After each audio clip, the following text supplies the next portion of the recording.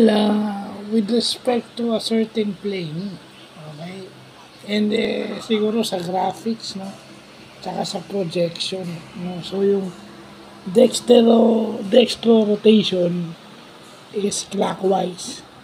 Yung rotation niya is clockwise. And then yung levo rotation, counterclockwise. Pag pinag-uusapan yung rotation at saka yung plane, yun yun. Levo rotation, saka dextro rotation. So yun yung importanteng malalaman natin kasi pag sa projection nga, yun yung tinitingnan yung rotation.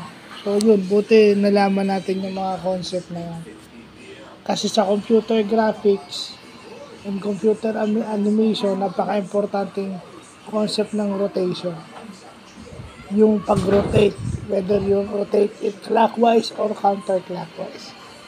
So, ganun lang kasimple yun, yung dextro rotation is clockwise, yung levo rotation is counterclockwise. So, yung clockwise at saka counterclockwise, parang ano lang natin, nilaliman lang natin. No?